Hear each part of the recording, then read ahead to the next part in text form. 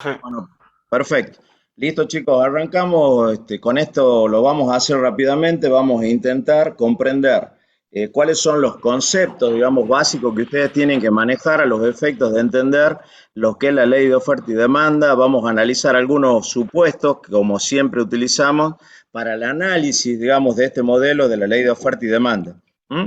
Y vamos a incluir en esta clase también lo que es precios máximos y precios mínimos, que es una intervención que hace el Estado sobre los mercados a los efectos en un caso de beneficiar a consumidores y en otro caso de beneficiar a los productores. Esto lo vamos a hacer, ¿por qué? Porque obviamente son una serie de situaciones que se pueden producir en distintas circunstancias, pero además nosotros en la Argentina vemos que tenemos digamos, una circunstancia en donde por cuestiones de inflación y la enorme variación que hay en los precios, hay algunos, no sé cuál es el último nombre, pero se lo han cambiado, pero hasta hace poquito era Precios Cuidados, en donde ustedes ingresan a la Secretaría de Comercio Interior y ahí hay una serie de artículos cuyo precio está fijado por el mercado, perdón, por el Estado. Así que también hay otras cuestiones, digamos, que yo le voy a mostrar acá en precios máximos y precios mínimos, en donde también hay alguna intervención del Estado y vamos a particularizar un par de casos y vemos cuáles son las consecuencias que podrían tener esa fijación por parte del Estado de estos precios máximos o estos precios mínimos. Así que vamos a arrancar para ver si podemos terminar hoy. Siempre alguna frasecita que a mí me parece adecuada, encontré esta, espero que a ustedes también les sea útil, porque es una frasecita de Einstein que a mí se me quedó, porque entre otras cosas, como ustedes saben, dicen que nosotros en nuestra vida profesional terminamos utilizando el 5% de todo aquello que nos enseñan. Habría que tratar de que ese 5% sea lo más sustancial posible. Así que se los dejo para que ustedes lo miren en el momento en que le parezca más adecuado. Acá hay una primera frase que yo le he puesto porque es de Alfred Marshall, que es prácticamente la persona que hizo y después vamos a ver, digamos, una particularidad, porque por una cuestión, un error inicial, conceptual, que tuvo Alfred Marshall, esto se refleja en la manera en la cual están efectuados las gráficas de la curva de demanda y de oferta. Pero dice básicamente esto, ¿no es cierto? Que discutir si el valor está determinado por la demanda o la oferta es tan razonable como discutir si es la hoja superior o inferior de las tijeras la que corta un trozo de papel. Yo lo pongo porque parece una frase ingeniosa, tiene algunas cuestiones que son opinables, porque acá habla de valor y la verdad que precio y valor no son las mismas cosas. Nosotros nos vamos a detener un poquitito para precisar qué es cada una y de dónde surgen algunas teorías del valor que nos determinan el precio de algunos productos, bienes o servicios. Y por otra parte, para nosotros, digamos, por el análisis teórico que nosotros vamos a formular, está muy claro que es el precio el que determina las cantidades demandadas y no las cantidades demandadas el precio. Así que en función de eso es que nosotros vamos a formular este modelo de la ley de oferta y demanda, que obviamente, como todo modelo, y lo hemos dicho más de una vez, es una forma simple de una reducción simple de la realidad que nos permite de manera abstracta obtener algunas características predictivas en función de los sucesos y situaciones que se vayan dando, que son lo que nosotros vamos a analizar acá. Ustedes ya han visto esto, saben cuál es el problema económico y saben además, porque lo hemos visto básicamente en las primeras clases, qué es este modelo de flujo circular de la renta. Simplemente lo pongo para que ustedes digamos, lo recuerden y lo repasamos rápidamente. Si ustedes se fijan, en rojo están los flujos monetarios, es decir, el dinero, cómo circula el dinero, y el flujo real, es decir, el flujo de los factores.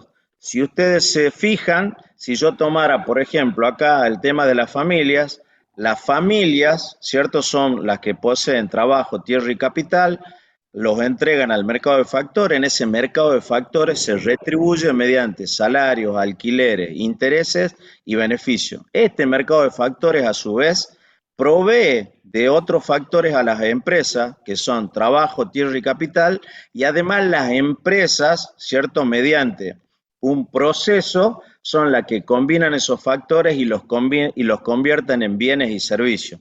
Las empresas retribuyen ese trabajo y tierra y capital al mercado de factores mediante también el pago de salario, alquiler, intereses y beneficios, y a su vez las empresas que proveen bienes y servicios son retribuidos del mercado de productos con dinero. Y si ustedes se fijan, las familias con su dinero son las que compran bienes y servicios en ese mercado de productos, por eso se habla de flujo circular de la renta, en donde además, si ustedes se fijan, hay también una función muy clara del Estado. El Estado a las empresas, a ver, ¿por qué está puesto el Estado ahí? Si no fuera una economía mixta y fuera una economía pura de mercado, bueno, obviamente no habría intervención del Estado.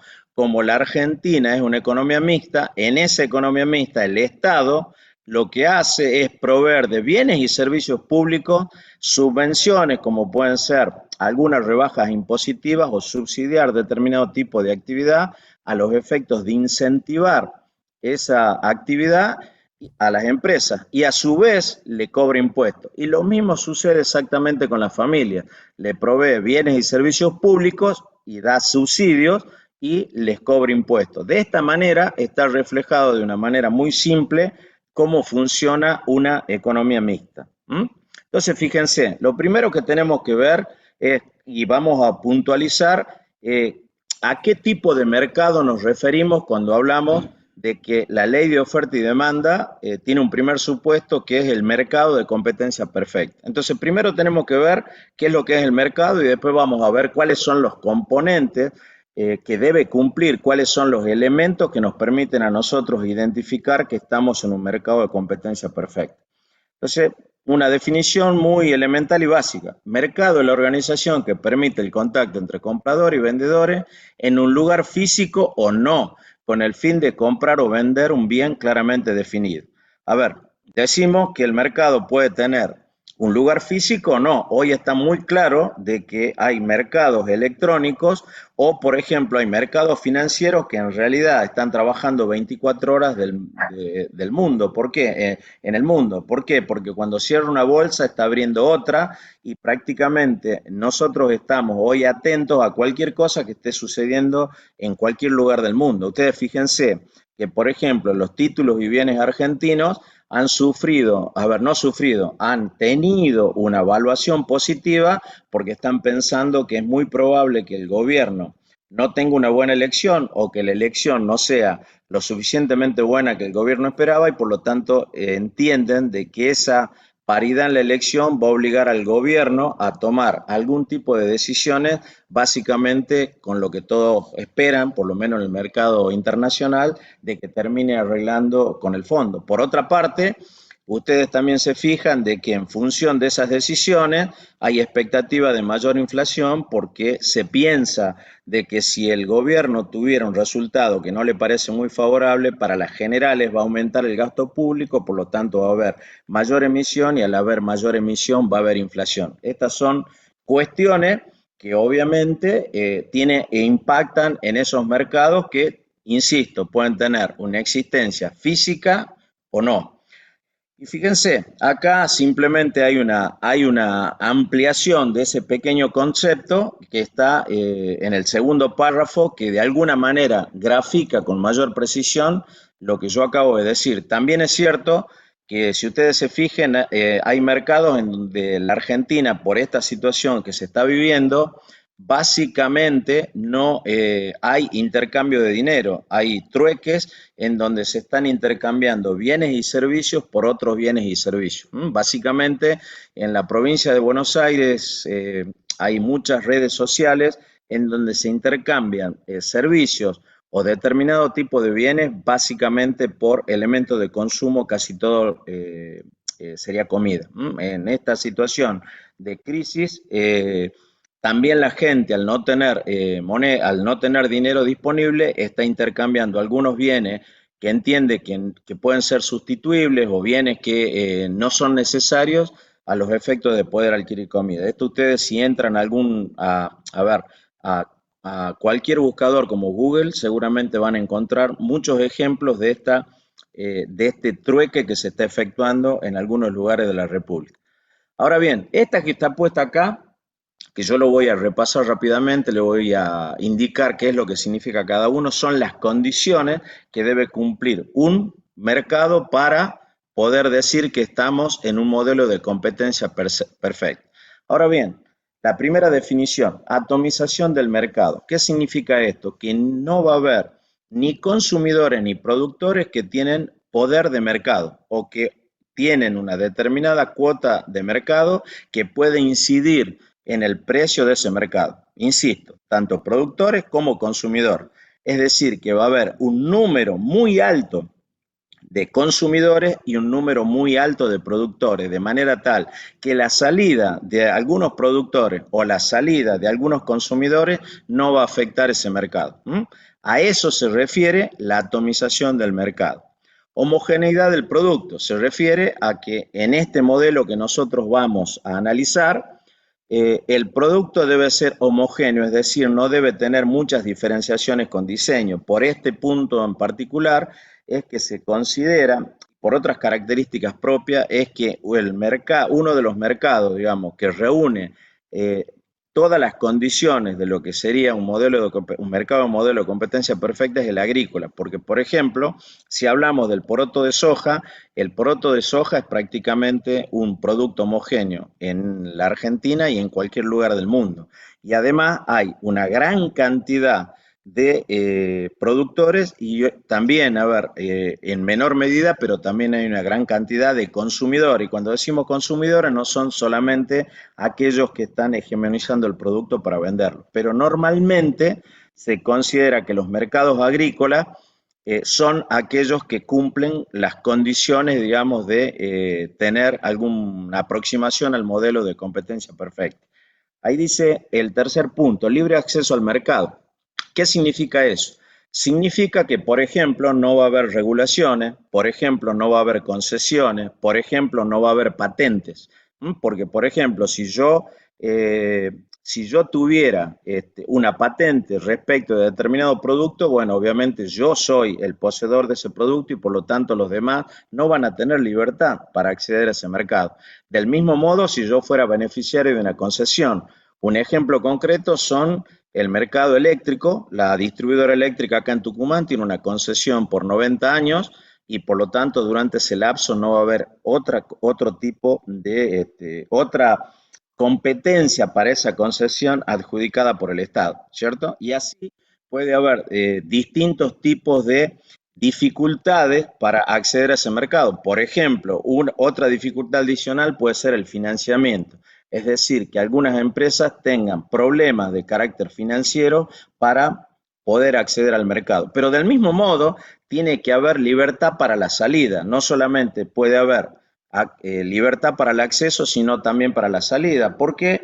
Porque se supone que una empresa debería tener la posibilidad de salir de ese mercado de manera tal de poder ir a trabajar en otro mercado en donde esté pagando un menor costo de oportunidad. El cuarto punto es la transparencia. ¿A qué se refiere? A que debería haber lo que hemos denominado nosotros eliminar en realidad asimetría de la información, es decir, que tanto los consumidores como los productores deberían tener pleno conocimiento de qué tipo de producto se está tratando de manera tal de poder tomar una decisión racional y consciente. Y por último, perfecta movilidad de los factores productivos, es decir, que no va a haber ningún tipo de dificultad como para que yo adquiera los insumos y los factores necesarios para poder producir, ni tampoco para poder vender mis productos. Con estas 5 condiciones nosotros podemos decir de que nos encontramos en un mercado que nos permite decir a nosotros estamos en un modelo de competencia perfecta y aplicar entonces la ley de oferta y la demanda.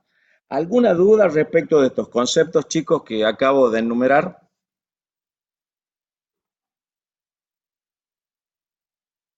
¿Alguna Sí, duda, Profe, chicos? profe. Sí, profe. señor, digan. En el punto 3, cuando hablaba de la libertad de salida, ¿a qué se refería con eso? A que cualquier empresa debería salir. Así como yo te digo, vos no vas a tener una concesión, luego no deberían impedirte salir de ese mercado, vos podrías salir libremente. Sin embargo, bueno, obviamente a veces existen algunas dificultades. ¿Por qué? Porque tenés, por ejemplo, la regulación, no vas a poder salir de ese mercado. ¿M? Por diversos motivos. A ver, te doy otro ejemplo. Yo te podría agregar acá algo que se ha discutido mucho cuando ha sido el tema de Vicentín, que es seguridad jurídica, es decir, en el sentido de que la propiedad, bueno, de ninguna manera puede ser vulnerada. ¿Mm? Esos son los supuestos que tiene este modelo, que también quiero ser claro con ustedes, y me estoy olvidando de precisarlo y no es una cuestión menor. En muchos casos no se cumple, yo diría que en la mayoría de los casos no se cumple. Por ejemplo, a ver, ¿cuántos son, a ver, ustedes lo conocen mejor que yo, grandes hipermercados? ¿Cuántas marcas conocen ustedes? ¿Cuántos serán? A ver, yo hago una pequeña lista. Qué sé yo, supongamos Macro, Bea, Jumbo. ¿Cuántos conocen? ¿Cuántos Como conocen? cinco, ¿Cuánto? no más de 10 por 5, ahí. o Bueno, 10. 5, 6, ponele 10. Entonces, obviamente, en ese mercado en donde supuestamente hay una oferta de productos de consumo masivo, yo no puedo decir que hay una gran cantidad de productores o de gente que está ofreciendo ese tipo de productos. No lo hay.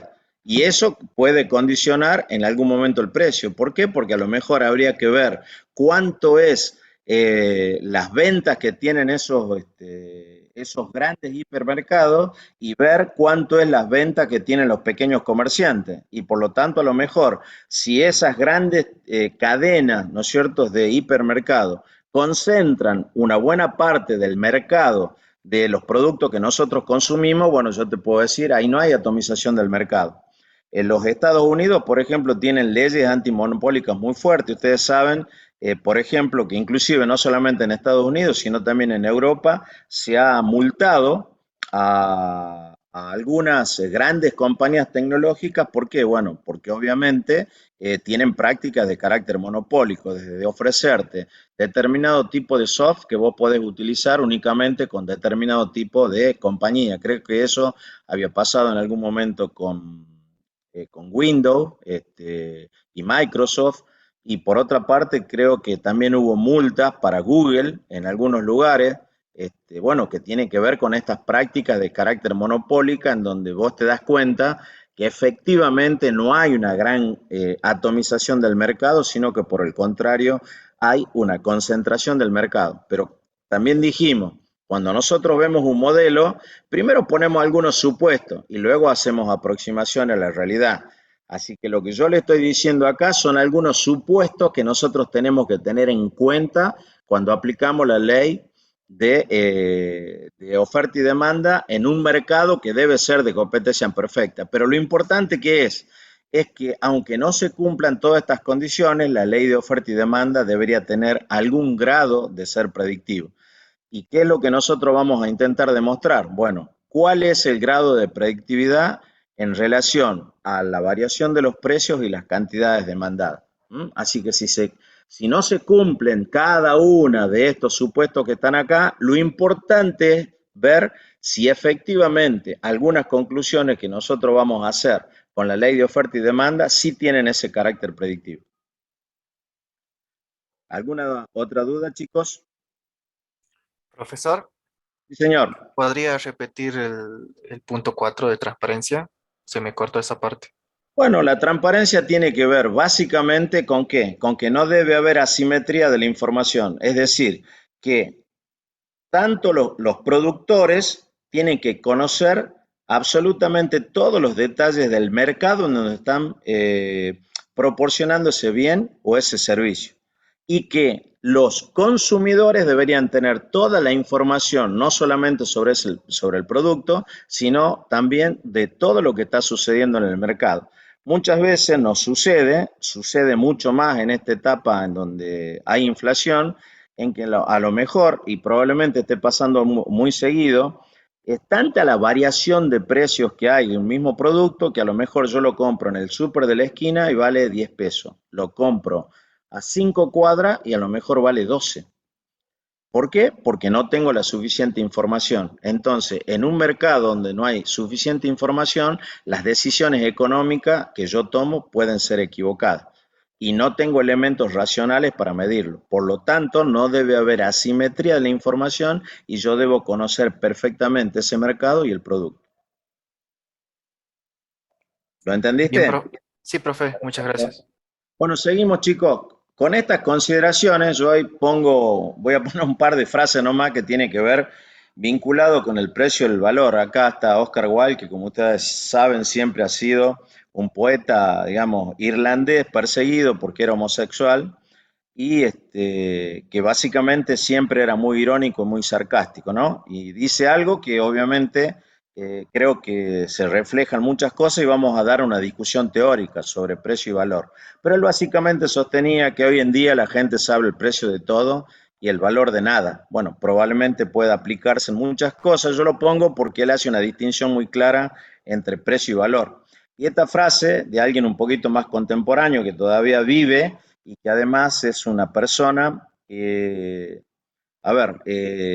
ha intentado, creo que ha intentado ser candidato a presidente de Estados Unidos y es una de las personas que sostiene que en términos relativos, obviamente los ricos en Estados Unidos pagan muchísimo menos impuestos que los pobres, ¿no? Que es Warren Buffett, que es un tipo que especula en la bolsa y que dice así, por alguna razón las personas prestan más atención al precio que al valor. El precio es lo que se paga, pero el valor es lo que se obtiene a cambio. Y él acá hace una pequeña distinción que a mí me permite incluir, y lo vamos a ver, el concepto de utilidad del bien que nosotros compramos por un determinado precio. Así que esas pequeñas cuestiones que están enunciadas acá en esta frase es lo que vamos a discutir en función de lo que es el precio. Para nosotros, el precio, ¿cierto? Es un indicador. El precio en los mercados es un sistema de información. Por eso, cuando hay mucha inflación, este sistema de información se afecta y las decisiones que nosotros tomamos, bueno, pueden ser equivocadas y por el mismo motivo es que la gente tiene mucha precaución en épocas de inflación para tomar decisiones de carácter económico, por un montón de motivos, pero entre otras cosas, porque al ser, digamos, no tener certidumbre que otorga, digamos, esa enorme variación de precios, bueno, la gente al no tener esa certidumbre no está dispuesta a tomar decisiones económicas en ese marco de incertidumbre. Entonces, sí vamos a hacer pequeñas definiciones que les van a permitir a ustedes comprender por qué le damos esa importancia al precio. Lo primero más importante es que, ¿qué es el precio? ¿No es cierto? Es el valor por el cual intercambiamos o adquirimos algo, ¿cierto? Y ahí hacemos una pequeña distinción. Hablamos de precios relativos y precios absolutos. ¿Qué son los precios relativos? Los precios relativos son, y se utilizan mucho, son aquellos en donde yo tengo un precio en función de dos bienes o servicios. Por ejemplo, yo podría decir, un tractor me cuesta 10 hectáreas de soja. Y ahí estoy hablando de precios relativos. Son los precios en relación a otros bienes. O podría decir, qué sé yo, necesito 10 hectáreas de caña para poder comprar 10.000 litros de gasoil. Y ustedes me dirán, bueno, se usa así, en muchos casos sí, porque los productores miran y te dicen, mira, yo tengo que vender de esta finca que son 100 hectáreas, 70 hectáreas para pagar todos los costos. Bueno, están haciendo un análisis relativo, están viendo cuál es la producción que ellos deberían obtener a los efectos de poder pagar sus costos en una serie de insumos. Entonces se utiliza bastante. A ver, también se utiliza para ver cómo están variando esos precios relativos en algunos productos, como podría ser el azúcar y la yerba mate. Yo podría decir, bueno, pero hace 5 años yo con lo que cuesta un paquete de yerba compraba 2 paquetes de azúcar y hoy veo que un paquete de yerba sale 5 paquetes de azúcar. Entonces estoy viendo que hay lo que se llama una dispersión relativa de los precios. Esto, insisto, también se produce básicamente por algunas cuestiones de consumo, porque puede ser que a lo mejor la gente está dejando de consumir azúcar para consumir algún otro tipo de productos sustitutivos que vamos a ver un poquito más adelante qué son, pero básicamente también podría ser porque esta dispersión de los precios hace que algunos precios puedan seguir, digamos, manteniendo sus precios relativos y otros no. Por ejemplo, si en algún momento en la Argentina se permitía con toda tranquilidad, digamos, importaciones. Entonces, a lo mejor, y si yo tengo un precio, digamos, del dólar, que a lo mejor está planchado, bueno, ¿eso qué puede suceder? Que en términos relativos a mí me convenga comprar productos en el extranjero. ¿Por qué? Porque hay libre importación y porque además el precio del dólar es un precio barato para nosotros. Al revés, si ustedes se fijan, ahora hay un precio relativamente alto del dólar, y por lo tanto es muy probable que mi decisión pase por comprar productos que no son importados y comprar productos locales en virtud de qué? De esa variación relativa de los precios. Y los precios absolutos es mucho más simple todavía porque son todos aquellos precios que simplemente están definidos en la moneda circulante, es decir, los pesos. Así que los precios relativos son los que están vinculados y relacionados con otro bien y los precios absolutos son simplemente aquellos precios que están fijados en función de la moneda de circulación legal, en nuestro caso, el peso argentino. ¿Hay alguna duda de esas dos cuestiones? Bueno, entonces lo que decimos, y acá sí me voy a tomar todo el tiempo del mundo como para poder explicar esto, porque es básicamente lo que nosotros luego vamos a determinar que es nuestra variable independiente. Y vamos a justificar por qué. Entonces el precio, dice ahí, es el que ofrece las señales a los productores y los consumidores con el objetivo de aumentar, incentivar o reducir, desincentivar la producción y el consumo de los bienes y llegar así al equilibrio. Básicamente, ¿qué estamos diciendo ahí? Que cuando el precio es un precio alto en un mercado determinado, los productores estarían dispuestos a ofrecer mucho más a ese precio que es alto en ese mercado, ¿cierto? Del mismo modo, los consumidores van a verse desincentivados en función de ese precio alto de adquirir ese producto. Y en viceversa va a suceder lo mismo. Cuando el precio sea bajo, los consumidores van a estar dispuestos a adquirir más cantidades de ese producto, pero los productores de ese precio probablemente no están dispuestos a ofrecer. Y por lo tanto, digamos, ahí pueden darse algunas situaciones que vamos a analizar con mucho detalle cuando veamos precios máximos y precios mínimos en esta misma noche. Ahora bien, con esos análisis podemos decir, bueno, che, pero ¿cómo se determinan los precios? ¿Qué dice la teoría respecto a cómo se determinan los precios? Bueno, básicamente hubo algún tipo de, en los inicios de la economía que le otorgaba para la determinación del precio un valor importante al trabajo. Es decir, si yo, por ejemplo, para hacer una silla demoraba 10 horas, y para hacer una mesa 20, yo podría decir en términos relativos, 2 sillas equivalen a una mesa. Es decir, yo le daba mucho valor a las horas trabajadas para poder producir ese bien y servicio. Eso se llamó la teoría objetiva del valor. Luego surgió lo que se denomina la teoría subjetiva del valor, en donde dice de que en realidad el valor y el precio de los bienes está vinculado ¿a qué? A la disponibilidad de esos bienes, es decir, que ahí hacemos ya un análisis en donde entran consideraciones de carácter del mercado, en donde hablamos en función de la escasez o no que podría tener ese bien y también de la apropiabilidad del bien, es decir, de que yo pueda apropiarlo y por lo tanto pueda venderlo por determinado precio. Y ahí analizamos la paradoja del agua y los diamantes. Y si yo mirara esa paradoja, ¿cómo la miramos? A ver, decimos, el agua tiene un enorme valor. ¿Y por qué entonces tiene un precio bajo? Si yo utilizo la primera teoría, yo debería decir, bueno, miren, tiene un gran valor, pero tiene un precio bajo. ¿Por qué? Porque invierto muy pocas horas para poder obtener agua. En cambio, tengo que hacer una enorme inversión en horas hombre para poder obtener los diamantes. Si yo utilizo la segunda teoría, debería decir, bueno, miren, en realidad el agua es abundante y por lo tanto tiene poco valor, porque no hay escasez, hay abundancia de agua. En cambio, los diamantes son, digamos, escasos y por lo tanto, al ser muy escasos, tienen valor. Luego, digamos, de estas primeras consideraciones vino lo que se llamó la teoría de los factores para poder determinar el precio, es decir, que el costo de los productos está determinado por el precio de los factores, es decir, cuántas horas hombre, cuántas materias primas, cuántos insumos yo de alguna manera destino para poder fijar un precio determinado.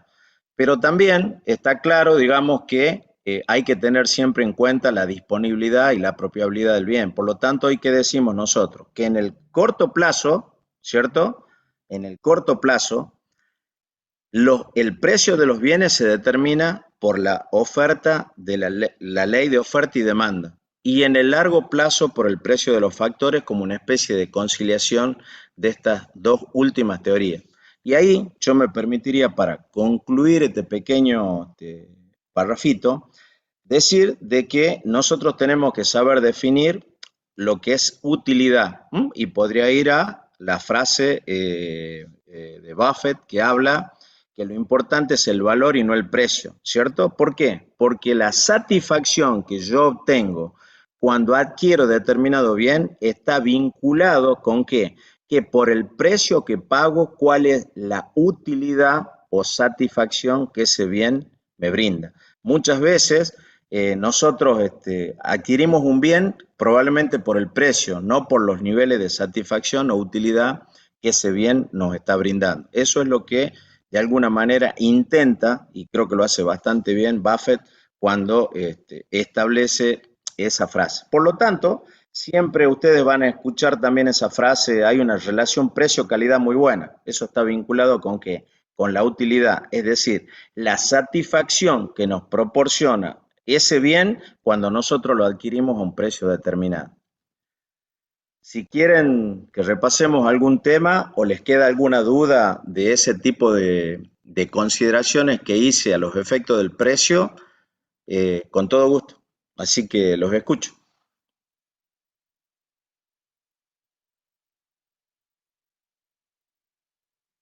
¿No hay duda o están todos dudando? ¿Cómo es la historia?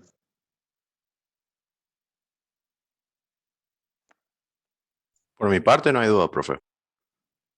Bueno, Profe, perfecto. me hizo acordar el ejemplo que usted dio del chico que dejaba de trabajar por ir al cine con la novia, y yo en ese momento se me ocurrió decirle, pero bueno, capaz que él, la propuesta de la novia tenía más valor. A eso se refiere todo esto, digamos, al valor que le da la persona a lo que está, de lo que está obteniendo, digamos. A ver, te doy un ejemplo. A mí me pasó alguna vez que por alguna cuestión de carácter familiar, una, una abuela mía quería vender una joya. Para ella de un enorme valor. Pero cuando, bueno, yo me presenté en una casa, digamos, una joyería de Buenos Aires y realmente lo que te ofrecían por eso era nada. Yo me volví con eso porque, obviamente, a ver, ustedes saben que hay casi una ley también económica. Los que no estamos en determinado mercado, siempre vendemos muy barato y compramos muy caro. Ustedes tómenlo en lo que fueran. Yo no estoy en el mercado inmobiliario, quiero vender mi casa y cuando la quiero vender siempre la vendo mucho más barata del valor que yo le daba. Entre otras cosas porque nosotros le añadimos a algunas cosas un valor subjetivo que no tiene, sino el valor de mercado. Pero además porque nosotros no conocemos ese mercado. Te pasa con los autos. Vos, escúchame, vas a una concesionaria, querés comprar un auto nuevo, vos entregás tu auto, siempre lo vas a vender mucho más barato de lo que supuestamente vos crees que vale. Es más, tomar una revistita para darte alguna indicación, pero el precio ese, te aseguro que en la concesionaria te lo van a bajar por un montón de motivos y te van a dar todas las razones.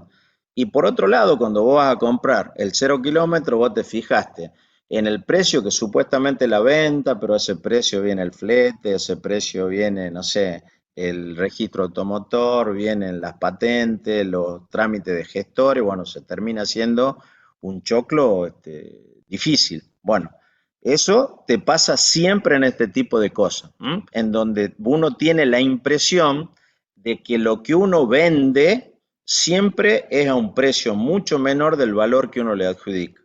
Pero la cuestión del valor está vinculado con eso. A ver, te puedo dar otro ejemplo, si vos crees que se utilizó mucho vinculado con esto cuando fueron las privatizaciones. Por ejemplo, la evaluación que se hacían de empresas, como alguna que de alguna manera por mi profesión estuve vinculado, como fue agua y energía, era mucho mayor a lo que efectivamente el mercado estaba dispuesto a pagar.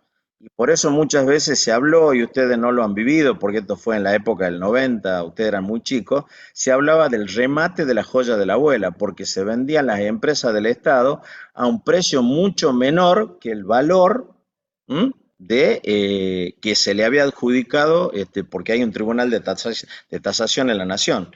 Pero cuando venían las ofertas y las licitaciones, bueno, obviamente el precio era mucho menor. ¿Por qué? Porque entre otras cosas, y eso tiene mucho que ver con el proyecto que ustedes van a hacer, las empresas valen por su flujo de fondos futuro. ¿Mm? Entonces, por eso valen las empresas. Obviamente vos le pones precio a tus instalaciones, le pones precio a todos tus activos, pero si la empresa no tiene un flujo de fondos futuros positivo, nadie te va a comprar la empresa, o el tipo que te la compra probablemente te la va a comprar a precio de remate. Por lo tanto, más importante que tus propias instalaciones son qué tipo de penetración tiene el producto que vos producís en el mercado y cuál es el flujo de fondo que vos vas a tener, que obviamente debería tener un resultado positivo entre tus egresos y tus ingresos. Pero bueno, la idea es que ustedes tengan algún concepto, sobre todo de esto, de que el precio es un indicador, es una señal. Cuando el precio es bajo, los consumidores pueden ir aumenta la demanda de ese producto o de ese bien. Cuando el precio es alto, lo que normalmente hace es aumentar las cantidades ofertadas de ese producto. ¿Por qué? Porque a ese precio hay una mayor cantidad de oferentes o productores que están dispuestos a vender. Y que esa señal, eso es en realidad un sistema de informaciones en donde nosotros estamos mirando los precios relativos y los precios absolutos para tomar decisiones económicas. Cuando hay inflación, ese sistema de informaciones se vuelve muy confuso, hay incertidumbre y por lo tanto uno corre riesgo cuando toma decisiones económicas en ese marco de incertidumbre. Y el resto, digamos, poder mostrarle lo que es la paradoja del agua y los diamantes, es ver cuáles son las aproximaciones teóricas para poder establecer el precio de un producto. No sé si se entendió eso para que podamos avanzar. Yo sí, profe. Bueno, entonces ahora simplemente nos detenemos un minutito y voy a tratar de dar algún ejemplo para que ustedes vayan entendiendo de qué es lo que hablamos cuando utilizamos la palabrita marginal, ¿no? Primero, utilidad. ¿A qué nos referíamos con utilidad? Es la satisfacción que a mí me genera un bien o un servicio.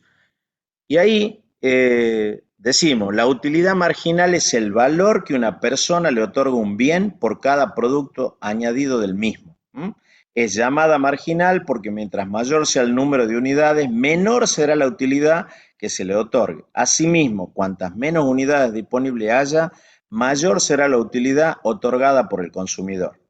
Ponemos un ejemplo que podemos utilizar el agua, si ustedes quieren, o cualquier otro producto. Por ejemplo, yo podría decir el agua y después vamos a ver otro.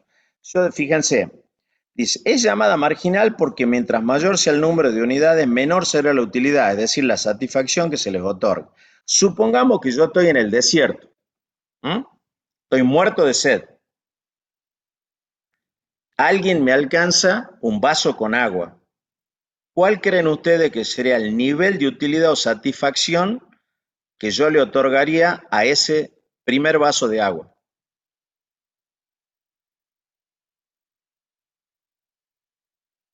Mucho mayor. Ahora tomo el segundo vaso, ya tomé el primer vaso. Ahora me dicen, ¿querés otro vaso? Y tomo un segundo vaso.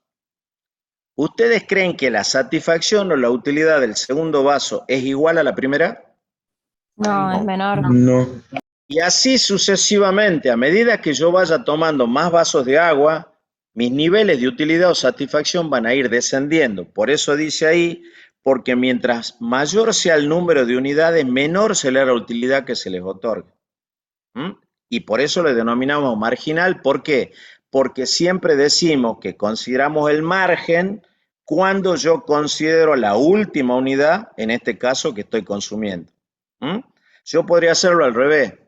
No al revés, podría utilizar otro ejemplo. Podría decir, ¿no? Bueno, ahora, en vez de agua, veamos chocolate. Tengo un inmenso deseo de comer un chocolate. Entonces, si alguien me alcanza un bombón, el nivel de utilidad y satisfacción de esa primera unidad de chocolate, ¿cómo creen ustedes que va a ser? Alto. Alta. ¿Y a la décima? Y bajísimo ya. Bueno, entonces ustedes fíjense que hay muchos ejemplos en la vida real en donde yo siento niveles de utilidad y satisfacción que van disminuyendo a medida que va incorporando mayores unidades en ese consumo, ¿cierto? Y fíjense también, podemos decir lo siguiente, que creo que nos ha pasado a todos. Un ejemplo, si ustedes quieren, gráfico. ¿Cuánta será la utilidad que yo como consumidor le voy a otorgar cuando es muy escasa? Yo sé que tengo únicamente un bombón y no tengo más. ¿Ustedes creen que la misma satisfacción cuando yo tengo 10 bombones para consumir que cuando tengo únicamente uno, pero tengo la misma gana de comer? ¿Mm? Cuanto mayor, cuanto más abundante sea un producto o cuanto más escaso sea, ¿cómo creen ustedes que van a ser los niveles de satisfacción?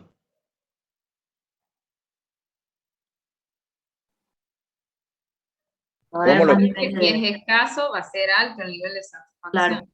Bueno, por eso mismo decimos este último párrafito. Cuanta menos unidades disponibles haya, mayor será la utilidad otorgada por el consumidor. Ustedes cuando ven utilidad tienen que ver niveles de satisfacción. Cuando yo digo en economía, cuando yo digo este producto es de una gran utilidad, me estoy refiriendo a que en función del precio que yo he pagado, he obtenido una gran satisfacción. A eso se refiere la utilidad en términos de economía. No sé si queda alguna duda respecto de esto que probablemente sea conceptualmente, no digo lo más denso, pero lo que más tiempo nos va a ocupar.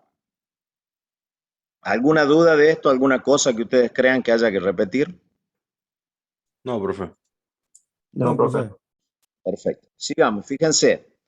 Acá está decir la demanda, ¿cierto? ¿Qué es la demanda? Es una cantidad específica de un bien que todos los compradores del mercado optarían por comprar durante cierto periodo dado, ¿cierto? Primero, un precio específico que deben pagar por el bien. Segundo, las restricciones existentes, que son, los deseos, costo de oportunidad y limitación del poder de compra.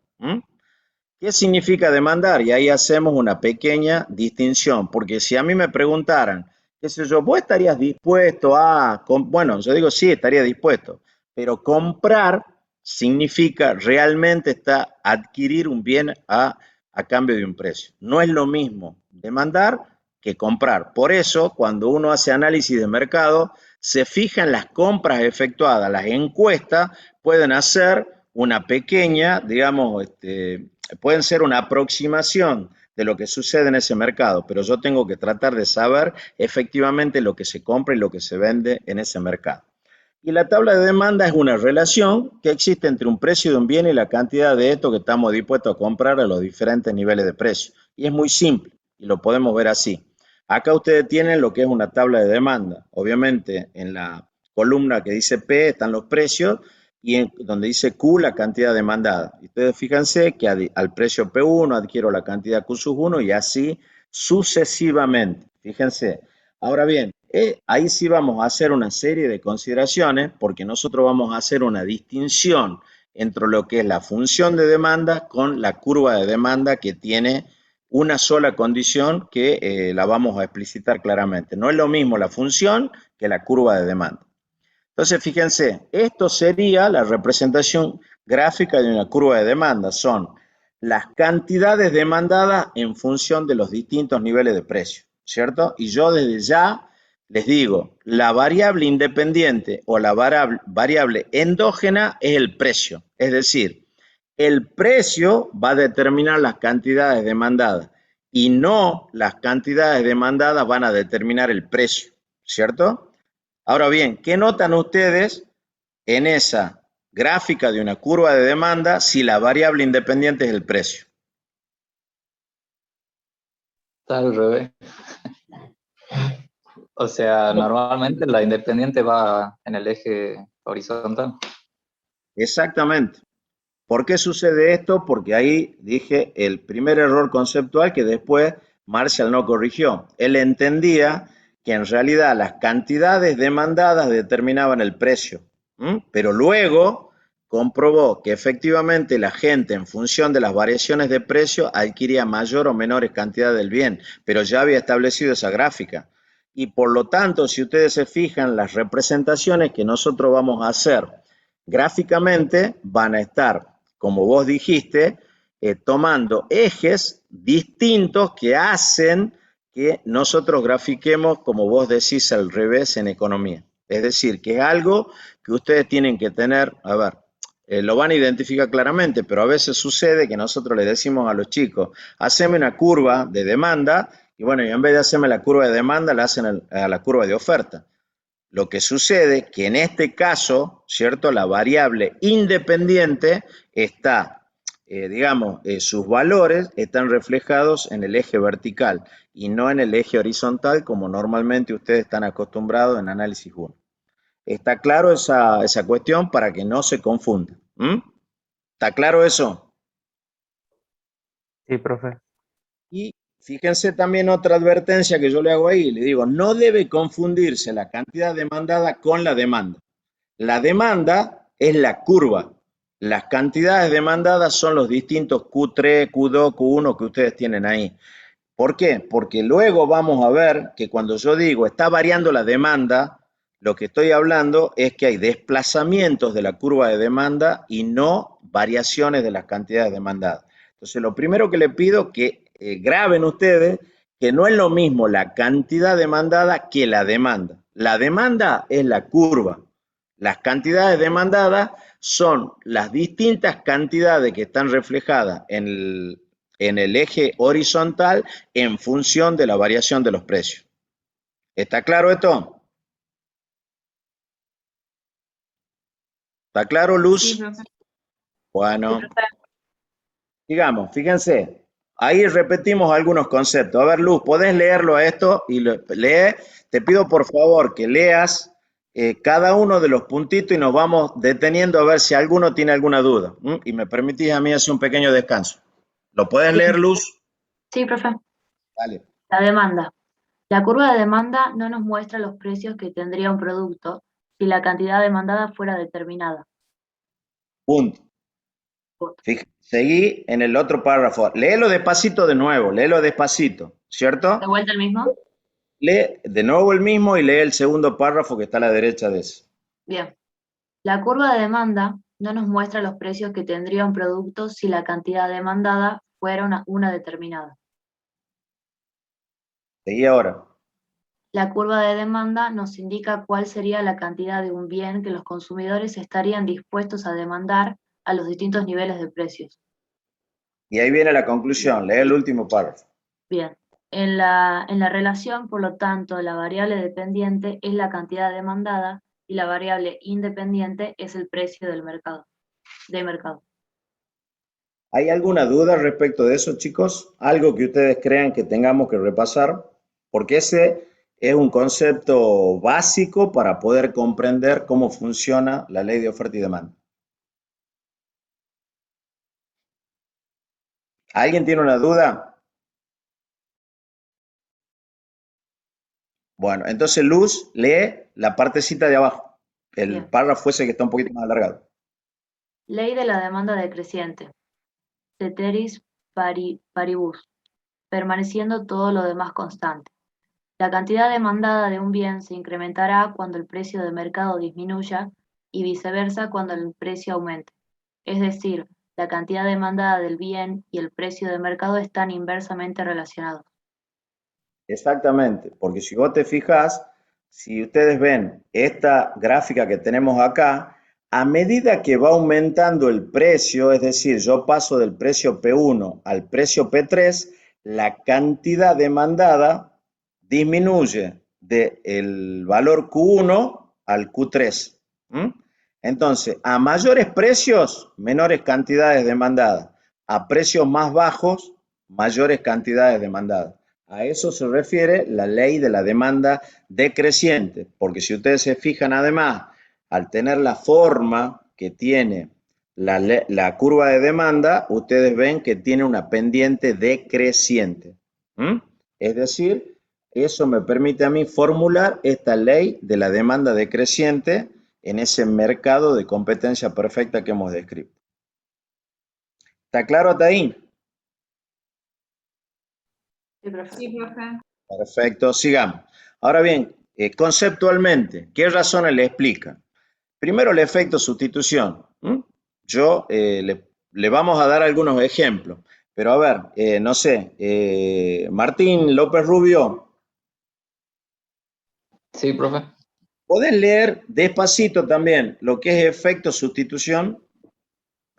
Sí. Efecto sustitución. Variación producida en la cantidad consumida de un producto X, al alterarse su precio relativo. Es decir, cuando aumenta el precio del bien, buscamos otro producto que sustituya su consumo, de manera que la cantidad demandada de X se verá reducida. Nosotros le vamos a dar una definición concreta a eso, ¿cierto? Pero a ver, yo se lo puedo adelantar. ¿Qué es un bien sustitutivo? Es un bien que nos proporciona la misma satisfacción o utilidad por separado. Ejemplo, supongamos que yo quiero beber una infusión, ¿cierto? Aumenta el precio de la yerba mate. Bueno, yo podría sustituirlo con un té. Entonces, cuando aumente mucho el precio de la yerba mate, probablemente caiga la demanda de yerba y comience a aumentar la de su producto sustitutivo, que es el té. O podría ser lo mismo con el café, ¿cierto? O podría ser con cualquier tipo de producto. Yo ahí le voy a mostrar algunos productos que nosotros podemos denominar sustitutivos. Pero normalmente, cuando haya productos sustitutivos, lo que va a suceder es que efectivamente, cuando aumente el precio de un producto, yo voy a incrementar el consumo del producto sustitutivo que no ha variado el precio. ¿Está claro el concepto? ¿Está claro el concepto? ¿Vos, Martín, qué opinás? Sí, está bien. Estaba tomando nota.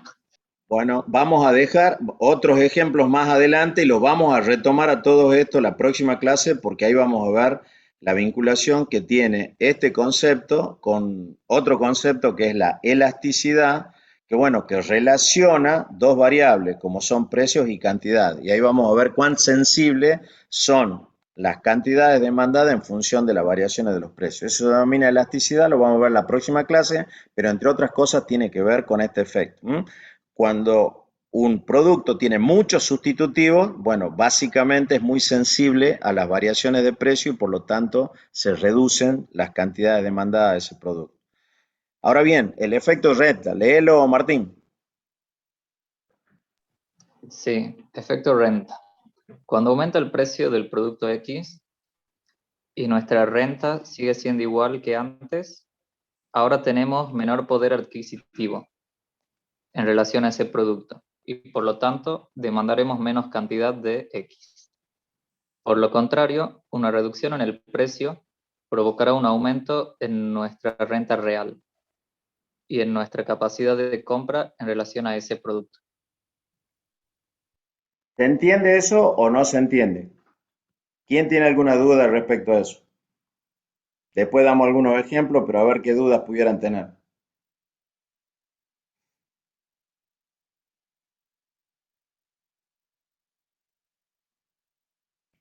Acá tenemos que hacer una distinción, pero básicamente se refiere a lo siguiente.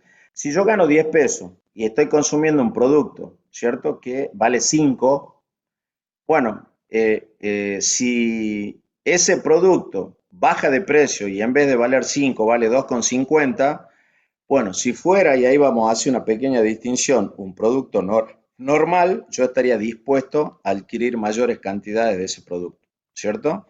Después vamos a hacer una pequeña distinción de qué es lo que significa normal, pero básicamente también significa que al bajar el precio de ese producto, mi poder adquisitivo aumentó en relación a ese producto. Esas variaciones de renta me permiten a mí determinar esto que ponemos acá, que son bienes normales y bienes inferiores, que tiene que ver con qué, con básicamente la renta que tengamos los consumidores. Y hacemos esa primera distinción que yo les decía. ¿Cuáles son los bienes normales? Aquellos que la cantidad demandada se incrementa al aumentar la renta. ¿Y cuáles son los bienes inferiores? La cantidad demandada disminuye al aumentar la renta. Ejemplo, aumenta mi renta. Yo consumía margarina. Bueno, ahora, como aumentó mi renta, yo con esa renta estoy dispuesto a consumir manteca. Por lo tanto, dejo de consumir margarina. Es decir, que la manteca es un bien normal porque al aumentar la renta, yo aumenté el consumo de manteca. Pero simultáneamente queda claro que la margarina es un bien inferior porque cuando aumentó mi renta, yo dejé de consumir ese producto. Del mismo modo podemos hacer con el jamón y la mortadela. Aumenta mi renta, ahora yo quiero comer, o si vos querés, aumenta mi renta, ahora quiero comer salame, ya no quiero comer mortadela. Aumenta mi renta, dejo de consumir salame, ahora quiero comer jamón. Es decir, que en función, hay bienes que cuando aumenta mi renta, yo aumenta la cantidad demandada. Y hay otros bienes que obviamente en función de la calidad de esos bienes o de la utilidad que yo le otorgo a ese bien, cuando aumenta mi renta los dejo de consumir. ¿Está claro esto? Sí, profe. Sí, profe. Perfecto. Y los bienes sustitutivos, fíjense, se definen como aquellos que pueden satisfacer por separado una misma necesidad. Es decir, yo puedo decir un bien sustitutivo del té es el café, qué sé yo, un bien sustitutivo de la madera puede ser, qué sé yo, determinado, yo pongo un ejemplo ahí de plástico y madera. A ver, cualquier elemento que a mí me permita sustituir ese bien. Por lo tanto, ¿qué va a suceder? Cuando el precio de un bien sustitutivo suba, yo voy a terminar comprando su sustituto, ¿cierto? Y eso tiene una enorme importancia, ¿por qué? Porque va a impedir que los precios del bien, digamos, que yo tengo muchos sustitutos, se dispare rápidamente. ¿Por qué? Porque la gente inmediatamente va a poder tener un bien alternativo. Si ustedes quieren, bien el sustitutivo puede ser la Coca y la Pepsi, qué sé yo, a lo mejor, no sé, el picadillo, la viandada, una serie de bienes que nos otorgan la misma satisfacción o utilidad, pero por separado. Y los bienes complementarios se definen como aquellos que necesitan entre sí para ser consumidos. A varios, a muchos, y normalmente utilizamos el ejemplo, y vamos a ver varios que están ahí, pero les gusta mucho hacer esa comparación entre Fernet y la Coca. Es raro que, a ver, uno toma Fernet y seguramente va a tomar Coca. Bueno, son bienes que se necesitan, que deben ser, digamos, complementarios, es decir, se necesitan entre sí para ser consumidos. Podemos dar un montón de ejemplos: zapatillas de tenis y pelota de tenis, pelota de tenis con raqueta de tenis, zapatilla de básquet con pelota de básquet. Bueno, hay una serie de productos que se necesitan, que son complementarios. Yo, cuando analizo esto, yo también podría decir lo siguiente: el error que se comete cuando la gente identifica un negocio. Por ejemplo, ustedes ven normalmente cómo reacciona la gente. Ve una persona que puso una verdulería en la cuadra y le va muy bien. Como le va tan bien, hoy hay otra persona que dice, no, yo voy a poner una al lado. Y resulta que son bienes que se sustituyen entre sí. Yo tengo que ser complementario. Si yo veo que el tipo tiene una verdulería que le va muy bien, bueno, a lo mejor yo debería poner una despensa al lado de manera de no competir, de no ser sustitutivo entre sí, sino ser complementario.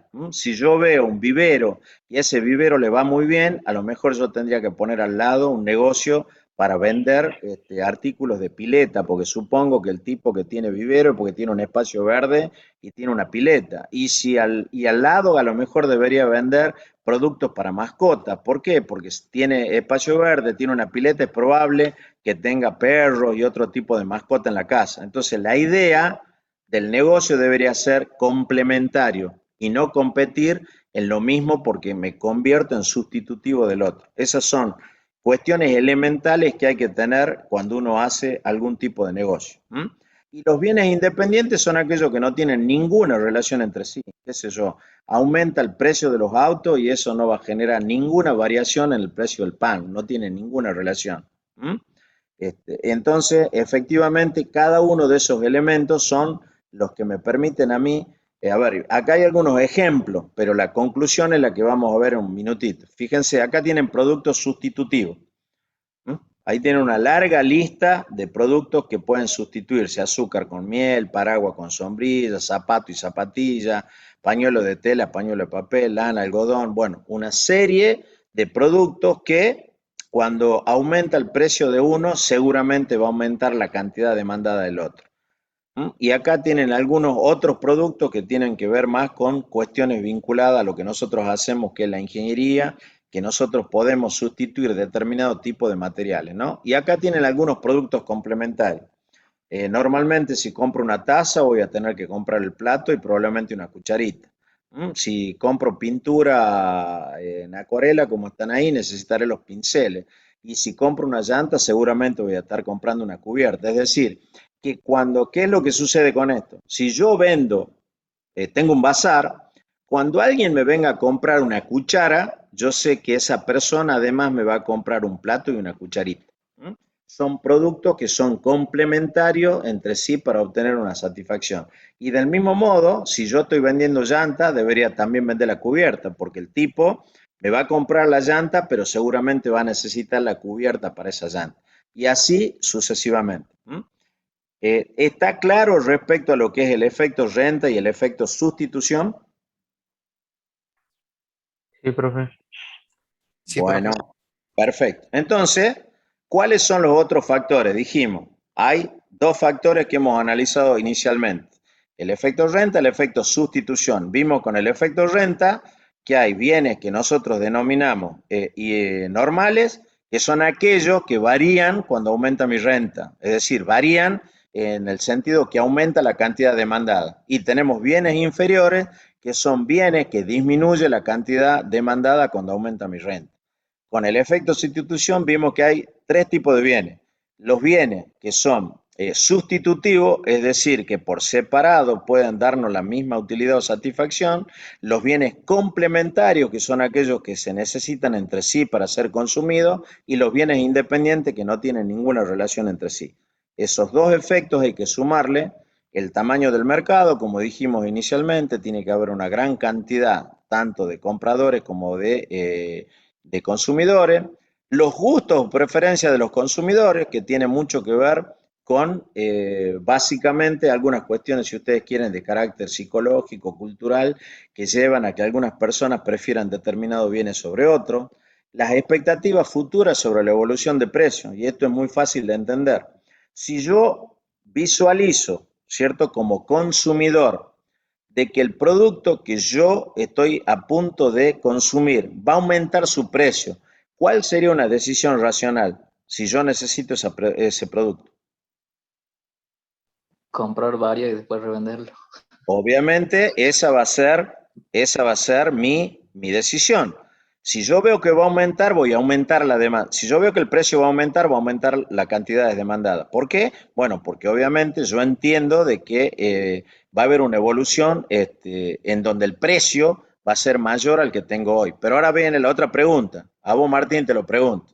Si ahora vos sos el oferente y vos pensás que el precio va a aumentar, ¿cierto? ¿Qué harías vos ya como oferente, no como consumidor?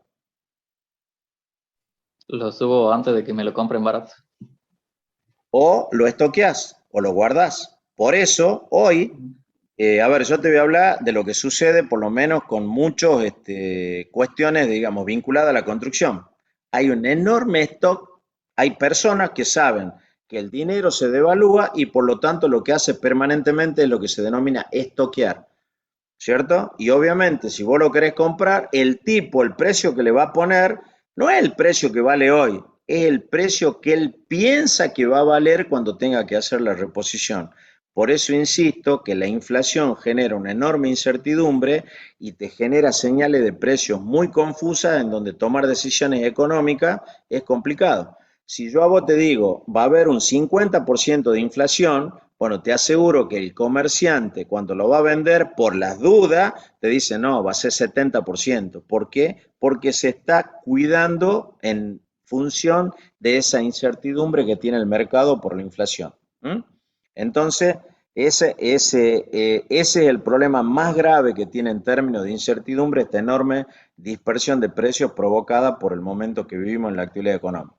Y el punto 5 que dice, las expectativas, bueno, es expectativa futura sobre la evolución de precios, y el sexto dice otro que tiene que ver, por ejemplo, con la estacionalidad. Si yo vendo helado, bueno, yo sé que va a haber una temporada en donde voy a consumir más helado que en otro momento. Entonces, o podría pasar alguna cuestión que tendría que ver con que a lo mejor algún competidor mío sufre un problema en su fábrica y por lo tanto, por lo menos de manera temporal, va a haber una menor oferta del producto que yo estoy vendiendo. Bueno, todo eso son cuestiones que están vinculadas ahí en donde dice otros.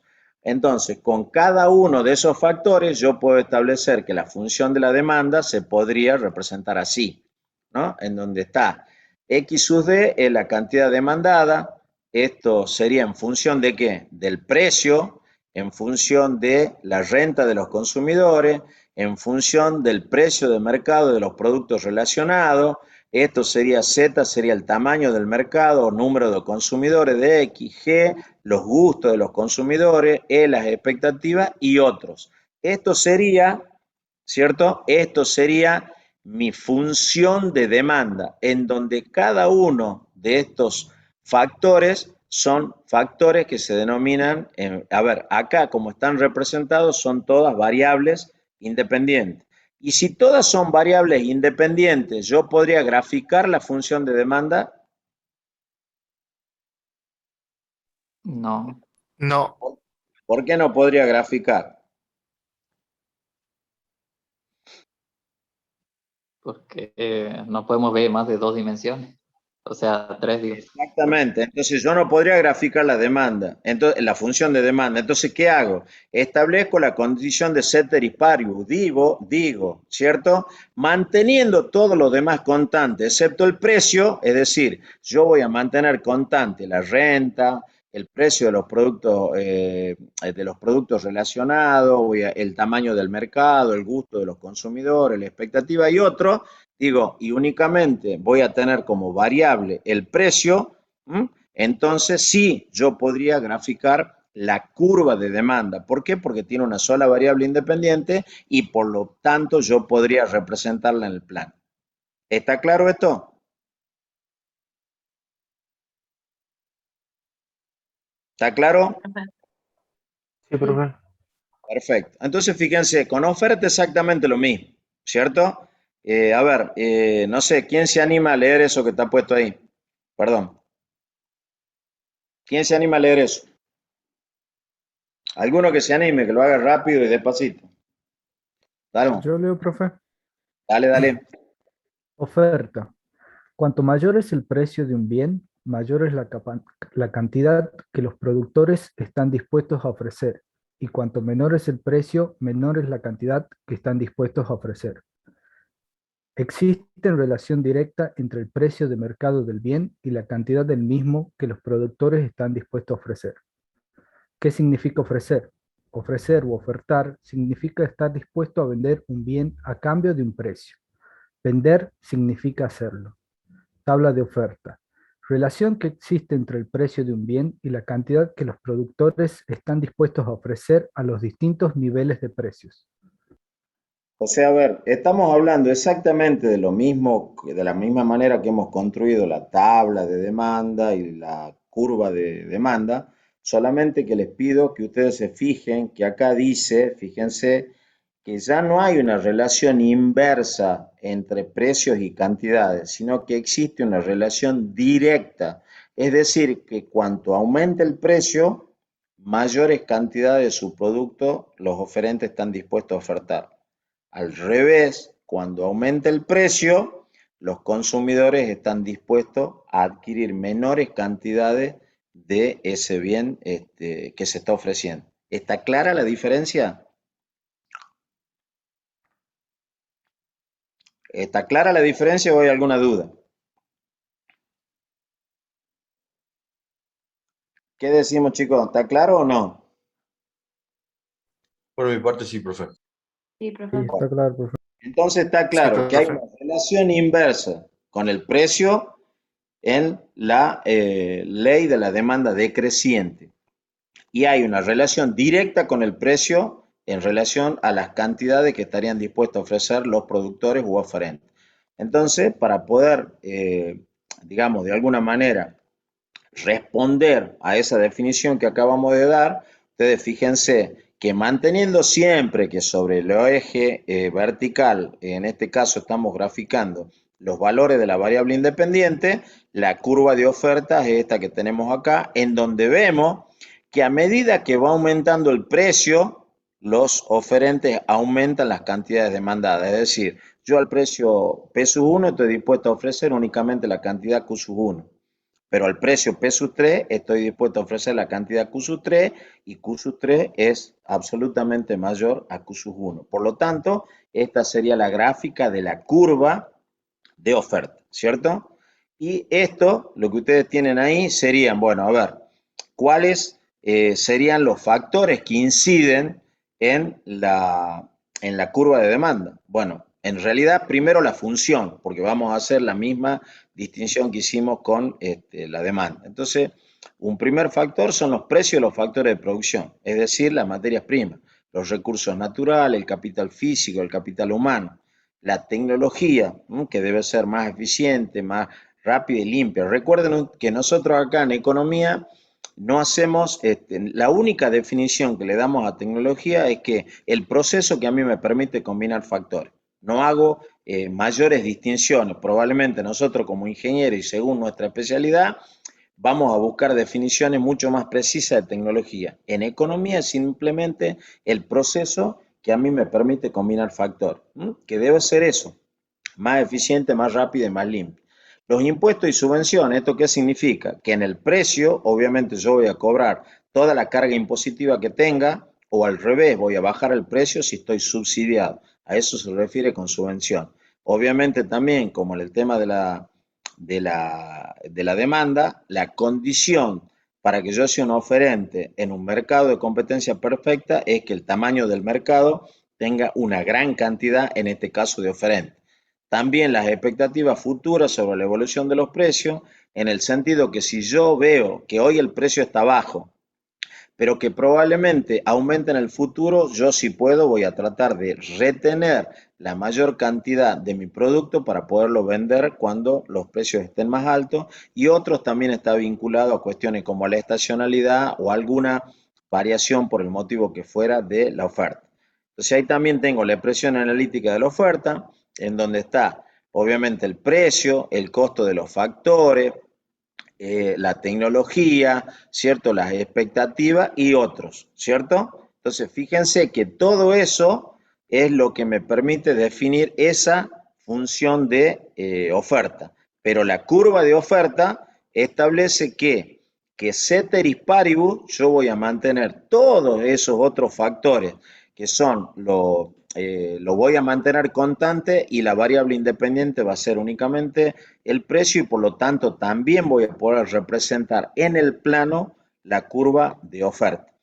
Todas estas otras factores o variables son lo que nosotros denominamos variables ceteris paribus. Y el precio es la variable independiente o en alguna bibliografía ustedes la van a encontrar como variable endógena. Entonces, en esas condiciones, manteniendo todo lo demás constante o ceteris paribus, yo puedo determinar que el precio es el indicador por antonomasia para que yo pueda tomar decisiones de carácter económico. Si soy consumidor, para adquirir determinadas cantidades de un bien, y si soy un oferente, ofrecer cantidades determinadas de un bien. ¿Está claro hasta acá?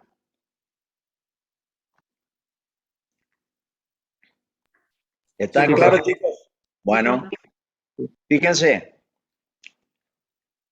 Ahora vamos a hacer simplemente una representación de las dos gráficas, tanto de la curva de oferta como de la curva de demanda. Y obviamente habrá un punto en donde se van a interceptar y ese punto se llama punto de equilibrio, ¿cierto? Y decimos que un mercado se encuentra en equilibrio cuando las cantidades de un bien que los consumidores están dispuestos a comprar coinciden con las cantidades que los productores están dispuestos a ofrecer a ese precio, a ese precio que se denomina precio de equilibrio. Por eso decimos, esto solo va a ocurrir para un nivel de precio que se denomina precio de equilibrio. Entonces, fíjense, ahí tenemos eso que no se visualiza muy bien, pero si ustedes ven ahí, tienen representado en amarillo, ¿lo alcanzan a ver? Lo que sería una curva de demanda. Sí, Sí, sí, se ve. profe. Sí se ve, profe. Eso que tienen ahí es una curva de oferta. En el punto donde se intercepta, tenemos el punto de equilibrio, ¿cierto? ¿Y qué puede suceder? Que la curva de demanda se desplace hacia arriba. Por ejemplo, ¿qué podría pasar? Que aumenta mi renta, y al aumentar mi renta, si esa curva de demanda es de un producto que es normal, bueno, al aumentar mi renta, la curva de demanda se va a desplazar hacia la derecha y arriba. ¿Por qué? Porque se ha mantenido ceteris paribus todos los otros factores constantes, hubo únicamente una variación. A ver, perdón, me estoy equivocando acá. Cuando haya variación del precio, lo único que nosotros vamos a tener son desplazamientos a lo largo de la curva. ¿Qué ha pasado acá? Ha pasado que uno de los factores que nosotros decimos que debe permanecer constante, un factor ceteris paribus, que en este caso es la renta, ha variado. Y por lo tanto, al variar ese factor, la curva de demanda se va a desplazar, en este caso, hacia la derecha y arriba. Es decir, ha variado ese factor ceteris paribus renta y por lo tanto yo voy a aumentar la demanda de ese producto. Y si ustedes se fijan, fíjense, estaba en ese punto, ¿cierto? A ver, vamos a volver un poquitito. En ese punto de equilibrio, ¿cierto? Aumenta mi renta. Al aumentar mi renta, yo voy a adquirir mayores cantidades de ese bien y por lo tanto yo voy a tener un desplazamiento, perdón, de esa curva de la derecha hacia arriba. Ahora, al contrario, baja mi renta. Baja mi renta. Al bajar mi renta, lo que va a suceder es que mi curva de demanda de ese producto determinado se va a desplazar hacia la izquierda y abajo. ¿Por qué? Porque al bajar mi renta voy a adquirir menores cantidades de ese bien o producto, ¿cierto? Lo mismo va a pasar con la oferta. Supongamos que por una cuestión determinada mis costos bajan. Supongamos porque hay por una cuestión de estacionalidad, a lo mejor algún producto de los que yo utilizo como, algún factor de producción baja, por el motivo que fuera. Entonces, ¿qué es lo que va a suceder? Mi oferta se va a trasladar hacia la izquierda y arriba porque ahora podré ofrecer mayor cantidad de producto a menores precios. Y va a suceder esto, que la curva de oferta se va a desplazar así. Al revés, ¿no es cierto? Si hubiera algún tipo de variación en sentido contrario, se va a desplazar en este sentido. Lo que nosotros vamos a ver, fíjense, distintos casos que están todos determinados. Yo lo he tomado estos casos, estos no, pero ustedes van a ver algunos cuadros en donde todos los casos están en el libro, en donde ustedes van a ver cómo se desplaza cada una de las curvas de oferta y demanda. Entonces, fíjense, podemos poner un caso. La oferta se mantiene y aumenta la demanda. ¿Cierto? ¿Qué va a significar eso? Lo que acabamos de ver. La oferta se mantiene, aumenta la demanda. ¿Por qué aumenta la demanda? Puede ser porque, insisto, porque tuve un aumento de la renta. Entonces, la demanda se va a desplazar hacia la derecha y arriba. Dice, la oferta cae y la demanda se mantiene. Bueno, si la oferta cae, ¿esto qué significa? La demanda se va a mantener, pero la oferta se va a trasladar a la izquierda y arriba. Un tercer caso podría ser, la oferta cae, la demanda aumenta. Ahí ustedes tienen cada uno de los casos y están viendo cuáles pueden ser los desplazamientos en cada uno de los cambios. Lo único que yo les pido es lo siguiente, ustedes tienen que tener bien claro esto. Los desplazamientos se producen cuando hay una modificación. Cuando hay una modificación de los factores ceteris paribus, ¿cierto? Cuando hay una modificación de los factores ceteris paribus hay desplazamiento de la curva de oferta o de demanda. Cuando hay una variación únicamente del precio de la variable independiente o endógena, lo que decimos es que hay circulación a lo largo de la curva. Y ustedes van a ver, fíjense, ahí están puestos, esto está en el libro, en qué caso hay desplazamiento a lo largo de la curva de demanda y en qué casos hay simplemente movimiento a lo largo de la curva de demanda. Entonces, fíjense, ahí están algunos de lo que yo le dije. Aumenta los ingresos, renta bien normal, la curva de demanda se desplaza hacia la derecha. Si es un bien inferior, la curva de demanda se desplaza hacia la izquierda.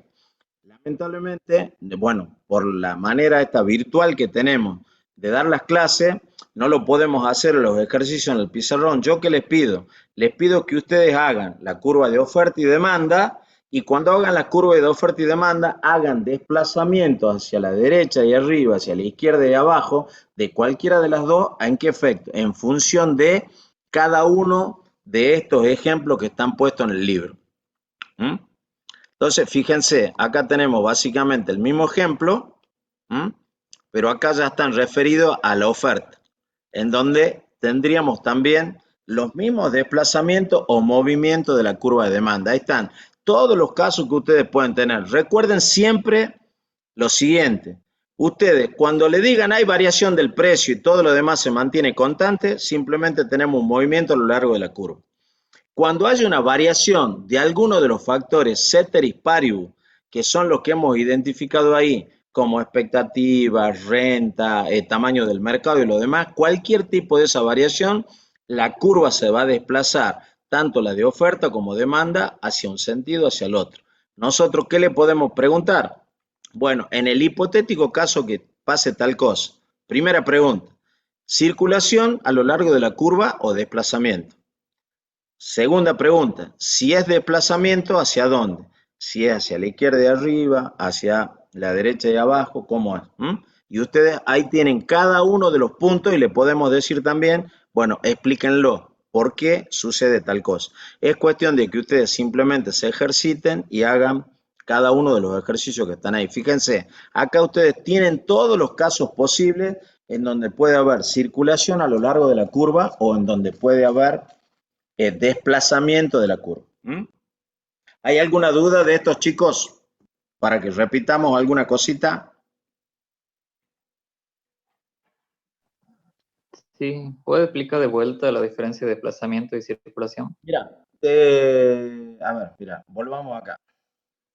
A ver si... Vamos a tomar un solo ejemplo. Vamos a decir, mira, este punto, fíjate. La oferta se mantiene y aumenta la demanda. ¿Esto qué significa?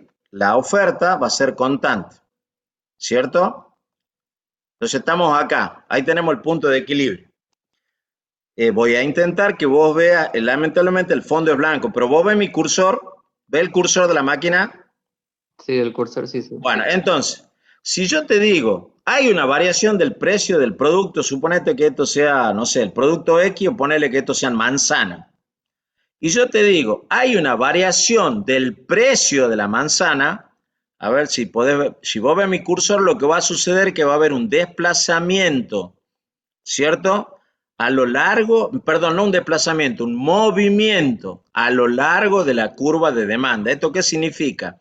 Que cuando el precio esté a este nivel, yo voy a tener esta cantidad abajo de manzanas demandadas.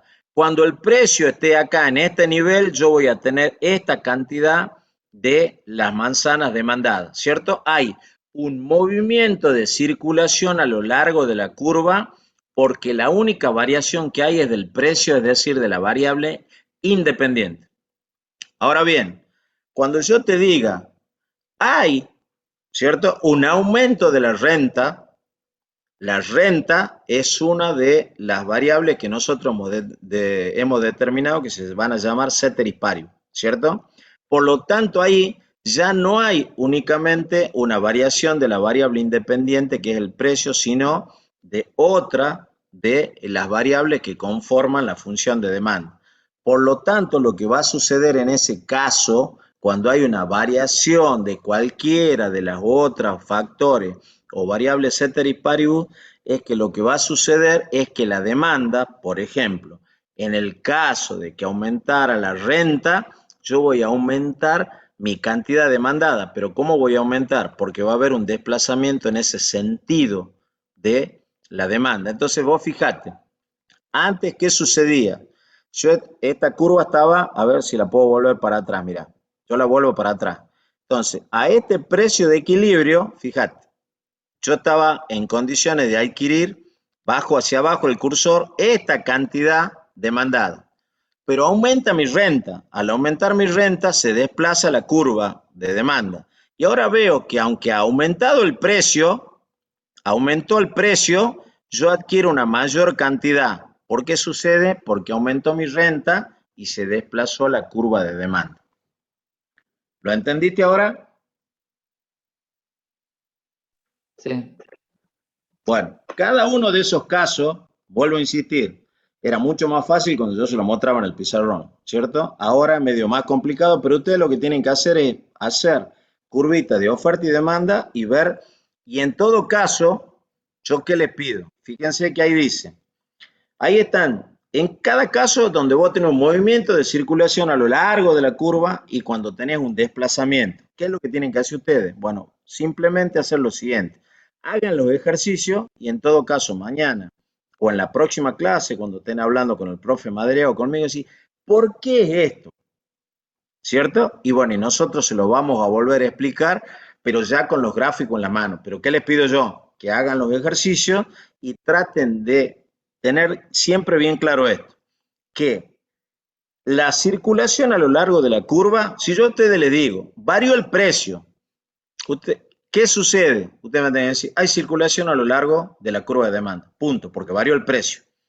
Cuando varía alguno de los otros factores o variables ceteris paribus, va a haber un desplazamiento en un sentido o en otro de la demanda o en un sentido o en otro de la oferta. ¿Está claro? Y todas las posibilidades están puestas en estas tablitas que están acá, en donde ustedes tienen la respuesta. Digamos que el trabajo, ¿cuál sería de ustedes? Es razonar por qué esa es la respuesta correcta y hacer los gráficos. Esto es el mismo ejercicio para la oferta, porque acá ustedes van a tener, fíjense, todos los desplazamientos, movimientos de la curva de la demanda, y acá tienen todos los desplazamientos, movimientos a lo largo de la curva de oferta. Esto está en el libro, así que lo pueden mirar una y mil veces hasta que se convenzan o hasta que nos digan a nosotros, mire, profe, yo hice este gráfico, ¿qué les propongo? Tomen algún ejercicio de los que está acá, grafíquenlo y díganme, no lo entiendo. Entonces, tomamos alguno de los gráficos que ustedes tienen en la próxima clase y me dicen, mire, profe, explíqueme por qué. Acá cuando hay un cambio que dice mejora tecnológica, ¿por qué la curva de oferta se desplaza a la derecha? Y lo explicamos puntualmente en cada uno de los casos que ustedes tengan alguna duda, pero hagan los gráficos. ¿Les parece? Sí, profe. De todas maneras van a tener varios ejemplos en el práctico correspondiente, que va a ser el práctico número 4. Bueno. Acá también hay otro ejemplo que es el desplazamiento simultáneo y lo demás, ¿cierto? Así que lo único, porque quiero arrancar mañana con ¿qué horas son? Son las 22:41. Miren, les pido un poquitito más de paciencia. Y vamos a ver un caso muy puntual, que es este caso que está acá. A ver, aguanten un minuto.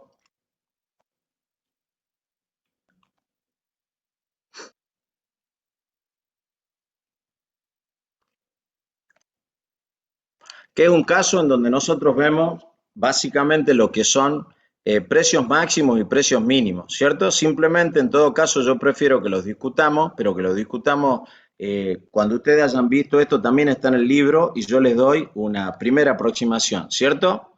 Que sería lo siguiente. Ya sabemos qué es lo que es el punto de equilibrio, ¿cierto?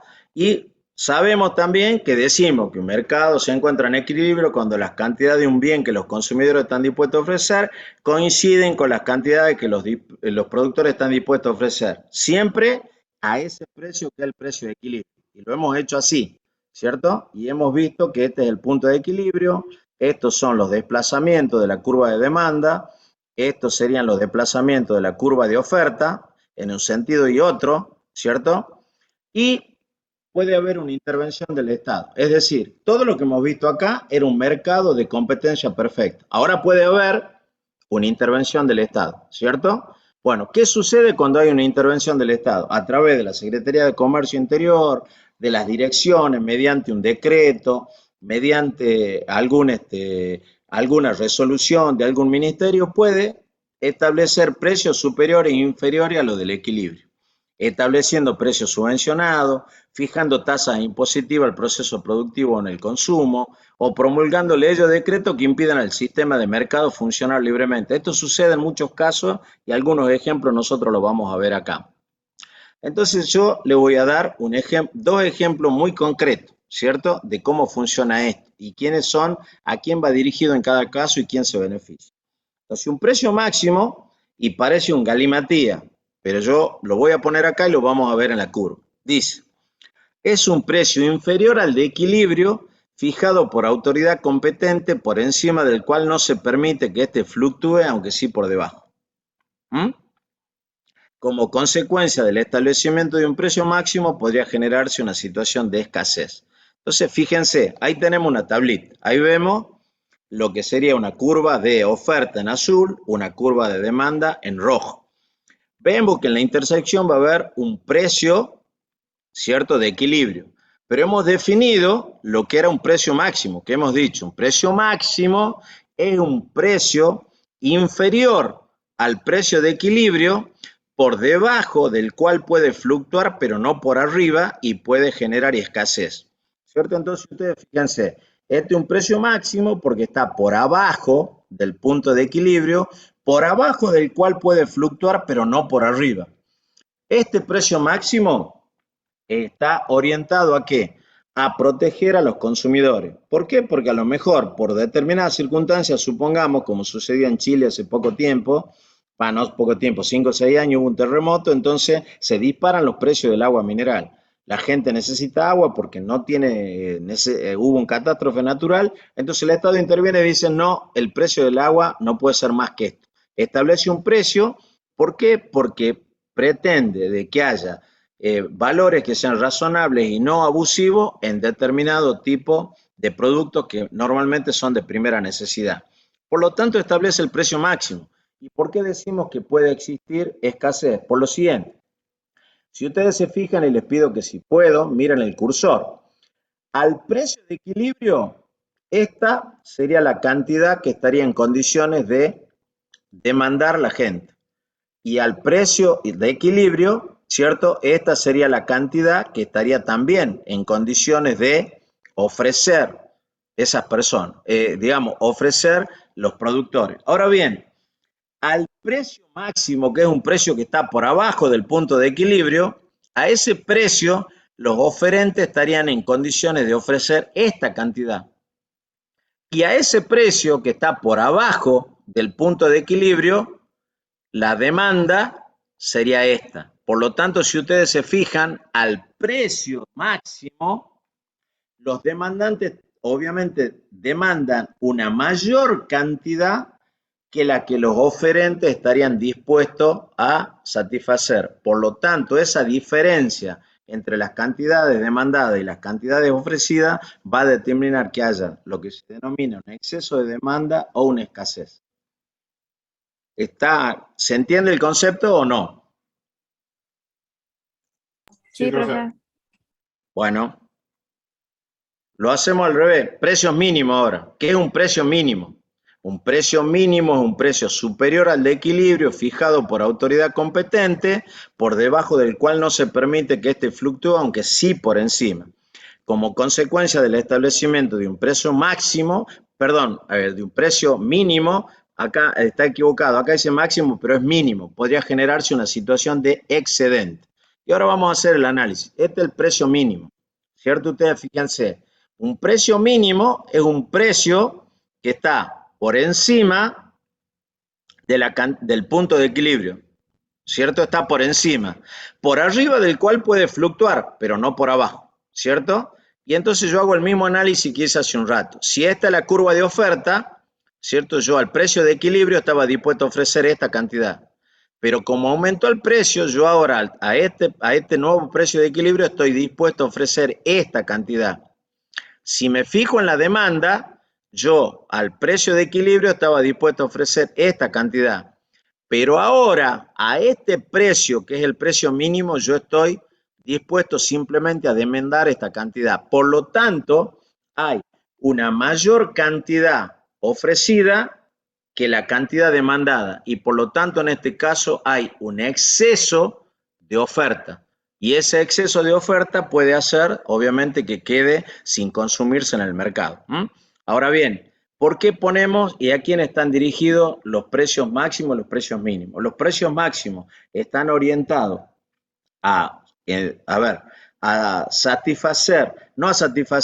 proteger ante una eventual situación de precios que impiden que un consumidor pueda acceder a comprar determinados productos de la canasta familiar, y por eso establecemos un precio máximo. Y los precios mínimos están establecidos para proteger a los productores, porque pudiera ser que a lo mejor por determinadas circunstancias, como hemos hablado alguna vez respecto de lo que sucede cuando, por ejemplo, hay una superproducción de naranjas, de manzano, lo que fuera, en donde se establece un precio mínimo, un precio sostén, de manera tal de que los productores como mínimo puedan recuperar sus costos. Y hay muchos ejemplos de precios máximos y precios mínimos. Acá está la misma gráfica, solamente que en vez de por separado son conjuntas, y acá hay algunos ejemplos de precios mínimos. Por ejemplo, el salario mínimo vital y móvil. Yo le voy a poner algunos valores que han sido lo que han estado variando durante el año, y ustedes saben también que hay ahora una decisión del gobierno que en función de la inflación va a elevar el valor del salario mínimo vital y móvil. Pero fíjense, precisamente su propia denominación es así: salario mínimo vital y móvil, y obviamente acá hay una pequeña, gran contradicción, ¿no? Porque fíjense que dice que, de acuerdo a la ley de contrato de trabajo, el salario mínimo vital y móvil se define como la menor remuneración que debe percibir en efectivo el trabajador sin carga de familia en su jornada legal de trabajo, de modo que le asegure alimentación adecuada, vivienda digna, educación, vestuario, asistencia sanitaria, transporte y esparcimiento, vacaciones y previsión. Y fue establecido durante el gobierno de Arturo Illia en el año 64. Ahora fíjense, acá está el Consejo del Salario, acá ustedes ven gente de los que son la Unión Industrial y los representantes de los sindicatos, más una intervención del Estado que en muchos casos termina laudando entre los trabajadores y los trabajadores formales y los empresarios para fijar algunos precios. Y estos son los valores que han venido rigiendo hasta el año. Ahora, obviamente, va a haber un aumento en virtud de ¿qué? De que las previsiones, cuando esto se tocaba, bueno, lamentablemente la inflación ha sido mucho mayor que la prevista.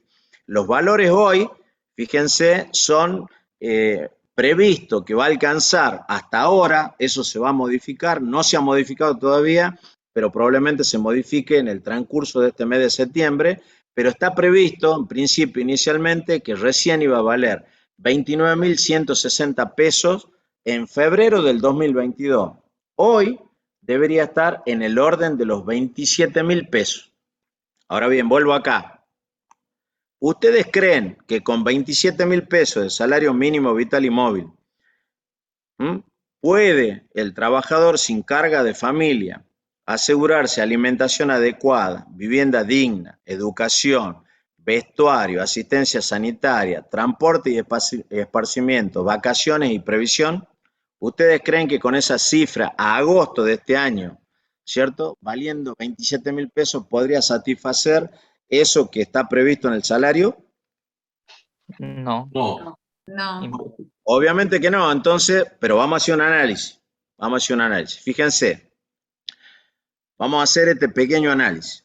Ahora ya hemos definido cómo se comporta un salario mínimo, digamos, un precio mínimo. Y ahora vamos a ver el salario mínimo.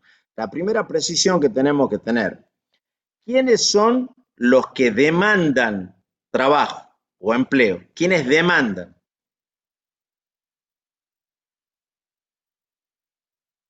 ¿Quiénes Las demandan? empresas, Las empresas demandan, los empresarios demandan. ¿Y quiénes ofrecen?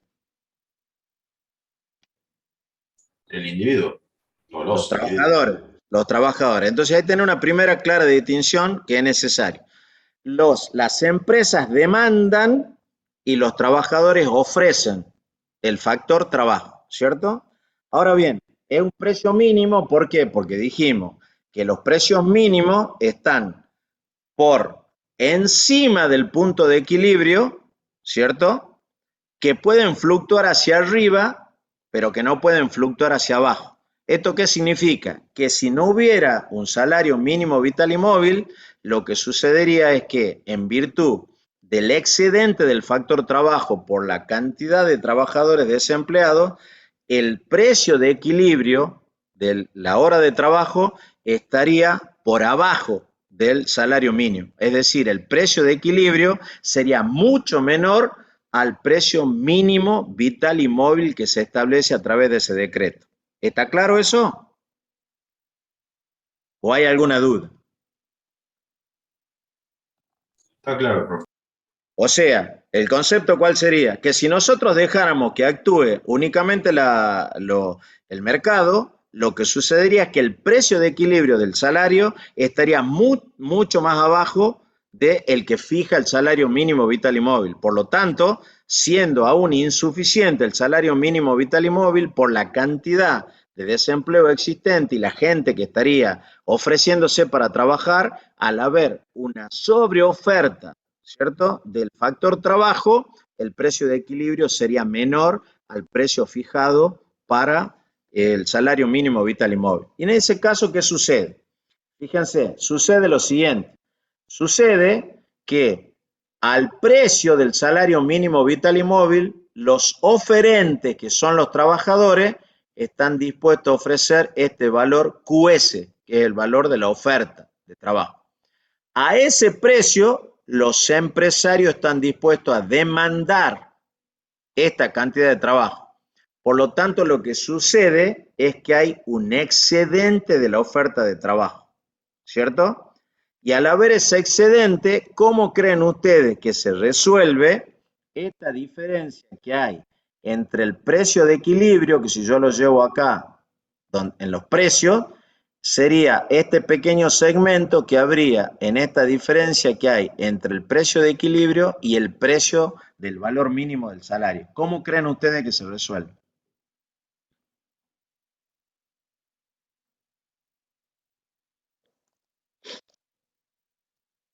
¿Cómo piensan ustedes que se resuelve?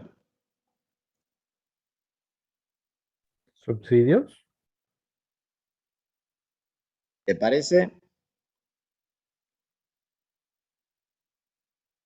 Hubo subsidios, pero para que pagaran salarios, porque siempre, ¿cuál es el tema? El tema está entre los trabajadores formales y los informales. ¿Mm? ¿Y si se saca el mínimo, profe? ¿Cómo? Sacando No, el mínimo. Si vos sacaras el mínimo, obviamente el precio de todos los salarios caería. Lo que yo intento que ustedes visualicen es que la diferencia entre el precio de equilibrio de mercado y el precio mínimo que se establece por decreto se salda con la informalidad. Esta es la diferencia que hay cuando a mí me contratan en negro y por lo tanto, perdón, me contratan en negro y por lo tanto el empresario se ahorra los gastos previsionales y los gastos de asistencia social o de obra social que tienen los trabajadores. Por eso el tipo me dice, mira, si vos querés trabajar, trabajá, yo te puedo pagar esto, ¿cierto? No te paga las cargas sociales ni previsionales porque esa en principio sería una parte de la diferencia que hay entre este salario mínimo vital que tiene un trabajador en blanco. Y esto podría ser probablemente el punto de equilibrio, el salario promedio que tiene un trabajador informal. Por eso en la Argentina te dicen lo que hay que resolver es el problema de los informales. Si acá en Tucumán, a ver, en la provincia de Buenos Aires pasa lo mismo, pero acá en Tucumán estamos en el orden del 45% de trabajo en negro. Es decir, yo soy un trabajador informal y probablemente esté ganando el salario de equilibrio de mercado en donde no estoy pagando aportes previsionales, no me pagan los aportes previsionales ni la obra social. Y los primeros, a ver, que sufren el desempleo son precisamente los salarios de carácter informal. Los que más han sufrido el desempleo y la crisis han sido los informales y no los que tenían trabajo formal. Por lo tanto, un gran desafío es crear trabajo, pero además crear trabajo que sea trabajo formal, de manera tal de que la gente pueda hacer aportes previsionales. Eso ayudaría a resolver un poquitito más el déficit que tiene la ANSE y también de las propias obras sociales.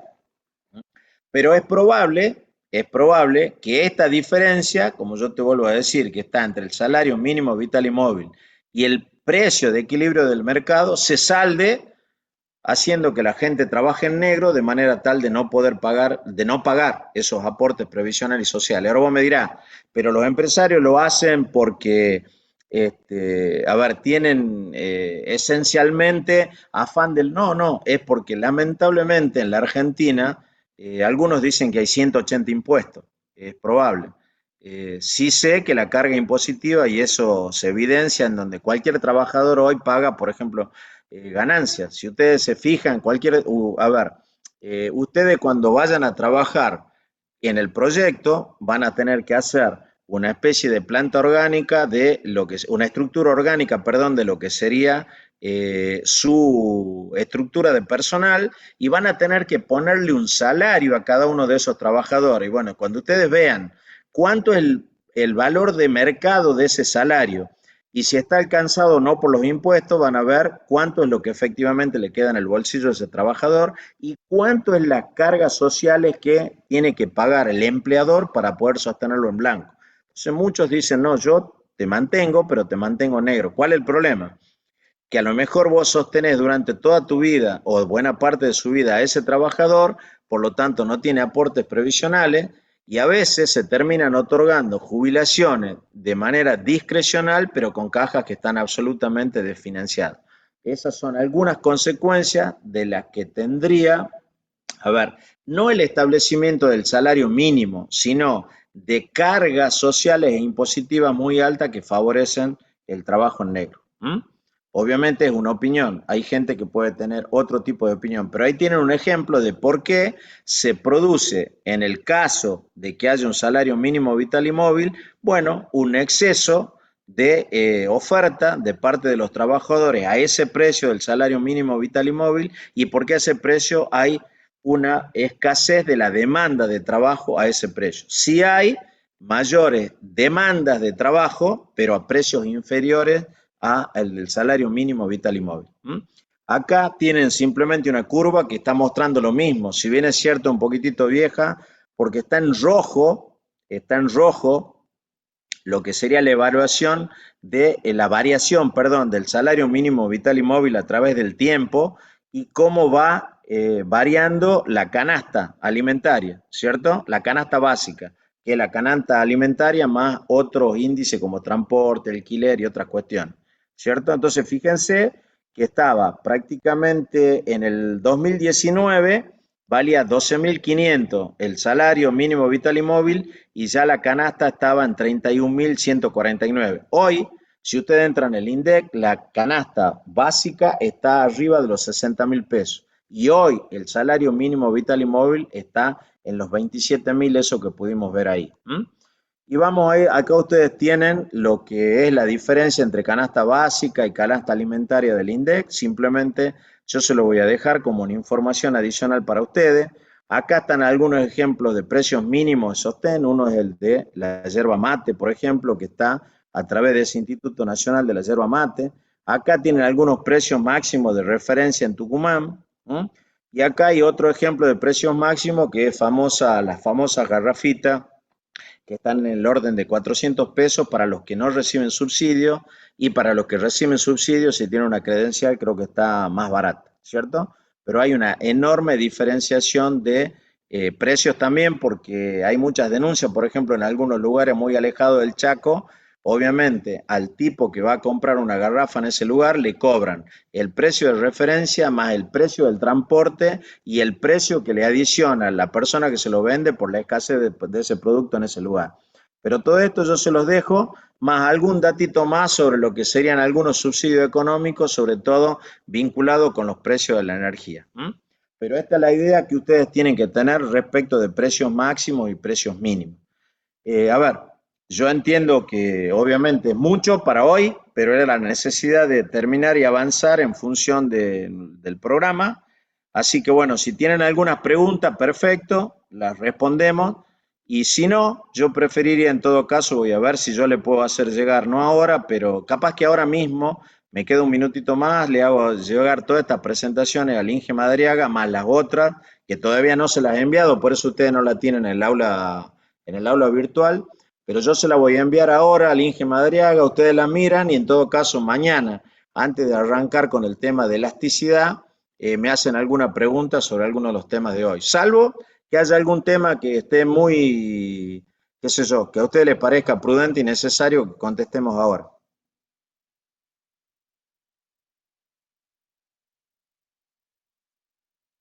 ¿No hay preguntas, chicos? No, profe. No, No, profe. ¿Cómo salió la Parte no, Argentina? profe. ¿Cómo salió la Argentina? 3-0. 3-0. Flojito estuvimos entonces. Bien flojo. Bueno, al pelo, chicos, les agradezco la paciencia, discúlpenme por el exceso de información, pero les pido simplemente que ustedes miren la bibliografía. Yo ahora me voy a quedar un ratito más, nada más que para poderle enviarle todo esto al Inge Madriaga, y él probablemente ya mañana le esté subiendo todas las presentaciones, incluido la de elasticidad, para que ustedes la tengan disponible y la complementen con la bibliografía. Y si tienen alguna duda, bueno, no vacilen en preguntarnos. Ustedes saben que ya la semana que viene van a tener una actividad netamente con el Inge Madariaga, pero bueno, él está en excelentes condiciones para resolverle cualquier duda que ustedes tengan también sobre la teoría. Así que bueno, los despido, que descansen y nos estemos viendo mañana tipo 6 de la tarde. Bueno, hasta Hasta luego, luego, profe. profe, que Bueno, esté bien. profe, hasta luego. Que ande todo bien. Hasta luego.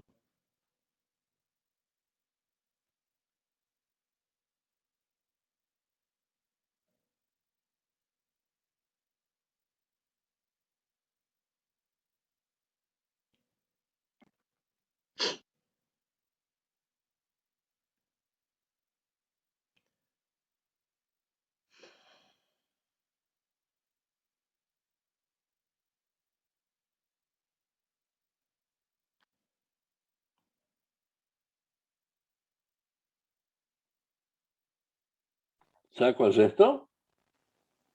Sí, Ah, no lo puedo hacer yo, hacerlo ya lo vos. saco yo.